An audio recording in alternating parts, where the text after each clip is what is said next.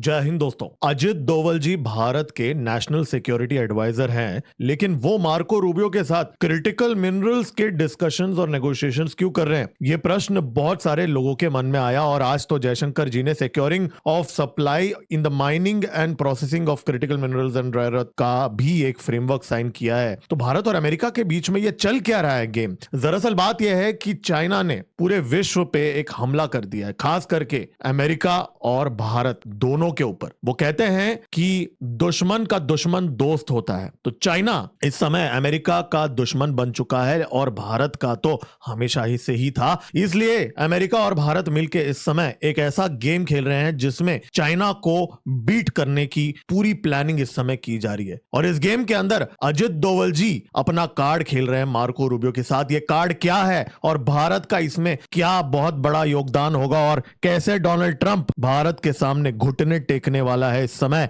इन सब चीजों के बारे में हम इस वीडियो में बात करेंगे। तो दोस्तों लाइक का बटन दबा दीजिए और सब्सक्राइब का बटन दबा दीजिए। चलिए स्टार्ट करते हैं। देखिए भारत इस समय डोनाल्ड ट्रंप को कैसे घुटनों पे लाएगा ये समझने के लिए पहले आपको ट्रंप का प्रॉब्लम समझना पड़ेगा। ट्रंप का प्रॉब्लम यह है कि चाइना के ट्रिप में जी जिनपिंग से मिला, उसकी बेइज्जती तो करके भेजा ही जी जिनपिंग ने, लेकिन उसका जो मेन प्रॉब्लम था गैलियम का, रेयर अर्थ मिनरल का, वो सॉल्व ही नहीं हुआ। जी जिनपिंग ने सप्लाईज बंद कर दिए हैं पिछले 1.5-2 साल से अमेरिका को गैलियम और गेर्मेनियम का, और मिसाइल्स और गोलियां, एम्यूनिशन के अंदर, रडार्स, इन सब के अंदर ये रेयर अर्थ मिनरल का इस्तेमाल होता है। और इस समय अमेरिका के पास हथियारों का शॉर्टफॉल इतना ज्यादा है कि यूरोप को डिलीवरीज बंद किए जा रहे हैं, यूक्रेन वॉर को वाइंड अप किया जा रहा है, और यहां पे वेपन्स का इतना बड़ा शॉर्टेज है कि ईरान वॉर को रिज्यूम करने के लिए तैयार ही नहीं है। डोनाल्ड ट्रंप डर के मारे दुम दबा के बैठा हुआ ईरान के सामने।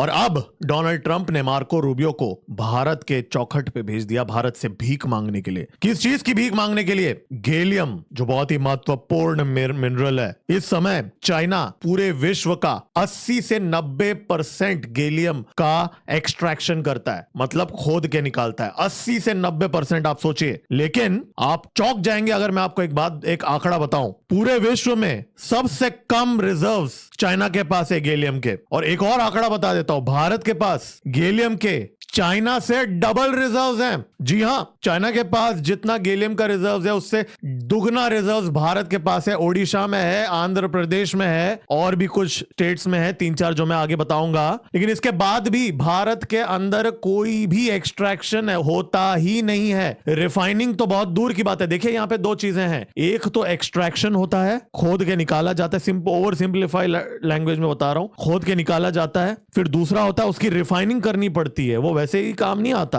तो रिफाइनिंग दूर की बात है, लेकिन हमारे तो एक्सट्रैक्शन आज तक हमने 75 साल में आजादी के बाद में कभी किया ही नहीं, क्योंकि उसके पीछे भी कारण यही अमेरिकन और यही चीनियों का हाथ है। भारत के अंदर नक्सलिज्म और ये जो सारी चीजें हैं, अब वो एक अलग टॉपिक हो जाएगा अगर मैं उसके बारे में बात करूंगा। लेकिन यहां पे गेम ये चल रहा है कि फाइनली भारत नक्सल फ्री हो गया है। खैर वो अलग, जैसे मैंने कहा, वो अलग टॉपिक है। यहां पे भारत का के पास बहुत सारे रिजर्व्स हैं गैलियम के, और डोनाल्ड ट्रंप को जी जिनपिंग ने ठेंगा दिखा दिया। और ट्रंप को जब नानी याद आ गई तो उसने मार्को रूबियो को भारत से भीख मांगने के लिए भेजा। लेकिन अमेरिकन भीख भी थोड़े अलग तरीके से मांगते हैं, क्योंकि उनकी जो अकड़ है ना वो अभी तक गई नहीं है, धीरे धीरे जाएगा, सुपर पावर है ना। और देखिए भारत भी इस समय जो मिसाइल्स बना रहा है, ब्रह्मोस हम जो बना रहे हैं, ब्रह्मोस मिसाइल्स, प्रलय मिसाइल्स, हमारे जो 155 mm के शेल्स, गोलियां, सब में गैलियम लगता है, सब में गेर्मेनियम लगता है, एंटीमनी भी लगता है इनफैक्ट। और चाइना ने इन सब को चोक करके रखा हुआ है। सिर्फ अमेरिका ही नहीं, बाय द वे, भारत के लिए भी यही चीज चाइना इस समय कर रहा है, और ये पिछले 2 साल से ज्यादा इंटेंसिफाई हो चुका है। और चाइना यहां पे क्या करता है, वो एक्सट्रैक्शन करके दूसरे देशों में, कनाडा, ऑस्ट्रेलिया, अलग अलग जगहों पे भेजता है, वहां पे रिफाइनिंग होती है और वहां से अमेरिका, भारत, इन सारे देशों में सप्लाई होता है। और चाइना ने इस चीज को डिसरप्ट करके रखा हुआ है पिछले 2 साल से। अब चाइना ये ताइवान पे हमला करने से पहले पूरे दुनिया को चोक करना चाहता है, इसलिए ये काम कर रहा है, या किस लिए कर रहा है ये तो एक अलग टॉपिक हो जाता है। लेकिन अमेरिका की अकड़ एक और कारण के वजह से भी है। क्योंकि गेर्मेनियम जो है उसके 45% रिजर्व्स पूरे विश्व में माना जाता है ऑफिशियली, जो अभी है अमेरिका के पास है। उसके बाद में 40% चाइना के पास है और 10% रशिया के पास है। तो भारत के पास रशिया का ऑप्शन है गेरेनियम के लिए, और गैलियम के लिए भारत के पास खुद चाइना से दुगना रिजर्व्स हम लेके बैठे हुए हैं। तो हमारा सप्लाई चेन यहाँ पे सिक्योर है एक तरफ से अगर देखा जाए तो। लेकिन इस समय भारत को ऑन ए इमीडिएट बेसिस हमें गैलियम का रिफाइनिंग करने की कैपेबिलिटी चाहिए। तो ओडिशा में हमारा नैल्को नाम का जो स्टेट गवर्नमेंट ओन्ड कंपनी है, वो नेशनल एल्यूमिनियम का जो कंपनी है, वो लोग ओडिशा में 10 टन सालाना 10 टन का एक्सट्रैक्शन करने वाले हैं ब्रॉक्साइट का। ये दमनजोड़ी एरिया में है, कोरापुत डिस्ट्रिक्ट ओडिशा के अंदर। इसका एक्सट्रैक्शन ऑलरेडी इस साल स्टार्ट हो रहा है दोस्तों। ये अनाउंसमेंट पिछले साल हुआ और एक्सट्रैक्शन इस साल स्टार्ट भी हो रहा है। मतलब इतने फास्ट पेस में चल रहा है। आप सोचिए, जो काम 75 सालों में नहीं हुआ वो 2 साल में हो रहा है। इसका मतलब आप सोचिए किस लेवल का यहाँ पे आग लगी है या अर्जेंसी है, किस लेवल का पैनिक सिचुएशन है पूरे विश्व में। वो बात अलग है, प्रोटेस्ट वगैरह भी करा दिए गए थे ओडिशा के अंदर ये ब्रॉक्साइट को लेके। लेकिन देखिए, ब्रॉक्साइट भारत के पास बहुत है। जब मैं गैलियम बोल रहा हूं, एक्चुअली ब्रॉक्साइट के रिजर्व्स हैं ये, उनमें से गैलियम की एक्सट्रैक्शन होती है। मतलब अगर आप, मैं बोलूं 1 टन का अगर एल्यूमिनियम एक्सट्रैक्शन होता है तो उसमें गैलियम आपको मिलेगा 50 ग्राम। 1 टन एल्यूमिनियम में से 50 ग्राम गैलियम मिलेगा आपको। और एक ब्रह्मोस मिसाइल में माना जाता है जो चिप लगी होती है उसके अंदर 5 से 10 ग्राम के बीच में गैलियम लगता है। तो 50 ग्राम गैलियम से मे बी आप मैं बहुत ही लेमन लैंग्वेज में बता रहा हूं, 10 एक मिसाइल आप बना सकते हो। तो ओडिशा में इस साल से जो प्रोडक्शन होगा 10 टन, उससे बहुत सारे मिसाइल्स बन सकते हैं, बहुत सारे एम्यूनिशन बन सकते हैं। इस बात के बारे में कोई भी खुल के ज्यादा बात नहीं कर रहा है क्योंकि ये बहुत ही सेंसिटिव चीज है। ये सारे जो एग्रीमेंट्स और सारे जो सप्लाई चेन इनिशिएटिव्स है, इनमें से सबसे मुख्य ये 3 ही है। लेकिन हाँ, इसके अलावा और 30 to 40 और मिनरल्स भी हैं। मैंने तो आपको 3 ऐसे उदाहरण दिए हैं जिनका direct impact conflict fighting ability और नेशनल सिक्योरिटी पे आता है। मतलब जो भारत की के जो मिसाइल्स हैं, इवन अमेरिका के भी जो मिसाइल्स हैं, वो सारे इनके वजह से यहाँ पे चलते हैं। तो यहाँ भारत और अमेरिका के बीच में कोऑपरेशन ये हो रही है कि अमेरिका की जो रिफाइनिंग टेक्नोलॉजी है जो उनके पास है, वो टेक्नोलॉजी हमारे यहाँ पे हम ट्रांसफर करेंगे और हमारे यहाँ पे रिफाइनिंग फैक्ट्रीज इस समय एस्टेब्लिश की जा रही है। जी हाँ, पूरे भारत में अलग अलग स्टेट्स में, खास करके आंध्र प्रदेश में, उड़ीसा में, गुजरात में, राजस्थान में, अलग अलग जगहों पे रिफाइनिंग फैसिलिटीज एस्टेब्लिश की जा रही है। उसके अंदर जो टेक्नोलॉजी होगी वो जो according to MOUs American provide करेंगे। और अमेरिका के पास गेर्मेनियम का बहुत ज्यादा रिजर्व्स है, तो जो हमारे वेपन सप्लाई के लिए जो गेर्मेनियम लगेंगे वो हम वहां से लेंगे। और रही बात एंटी मनी की, हमारा इस समय रशिया के साथ एक अरेंजमेंट है, हाँ, हम वहां से भी लेते हैं। और मैं आपको एक और भी बात बता देता हूं, ये जो बाकी जितने भी देश हैं जिनमें ये सबसे ज्यादा पाए जाते हैं मिनरल्स, वो सारे पॉलिटिकली डिस्टेबलाइज्ड हैं या चाइना उनसे लेता है। जैसे गुनिया है, पूरा चाइना पिछले 20-30 साल से एक्सट्रैक्शन कर रहा है वहां पे, जब बाकी देशों ने कभी सोचा भी नहीं था कि ये चीज इतनी महत्वपूर्ण होगी।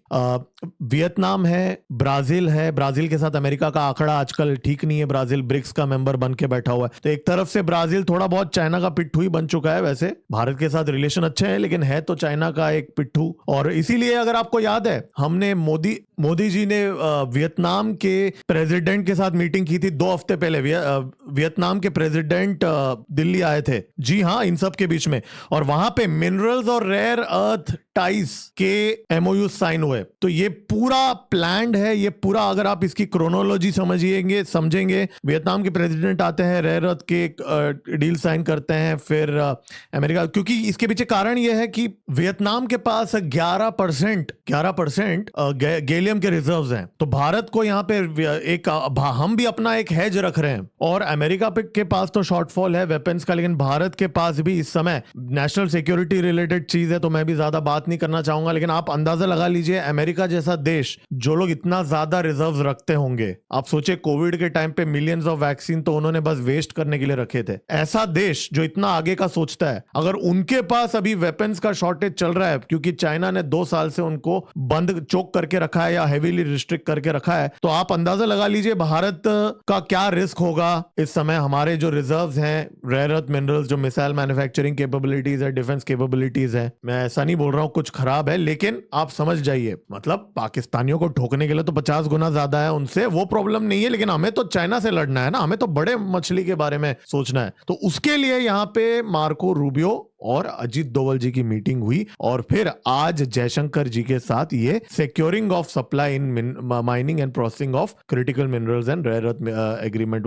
ये जो एमओयू है ये साइन हुआ। मैंने आपको सिर्फ 3 मेन मिनरल्स बताए हैं, एक्चुअली यहाँ पे और भी बहुत सारे हैं, लेकिन डिफेंस और नेशनल सिक्योरिटी के लिए ये महत्वपूर्ण था, इसलिए अजीत डोवल जी यहाँ पे इन्वॉल्व थे। तो दोस्तों, इस बात पे लाइक का बटन दबा दीजिए और सब्सक्राइब का बटन दबा दीजिए और बेल आइकन दबा दीजिए, क्योंकि इस चैनल में हम नेशनल सिक्योरिटी और जियोपॉलिटिक्स की बातें करते हैं। तुरंत मिलते हैं अगले वीडियो में। मेरा नाम है गिरीश और आप देख रहे हैं जियोपॉलिटिक्स। जय हिंद, भारत माता की जय।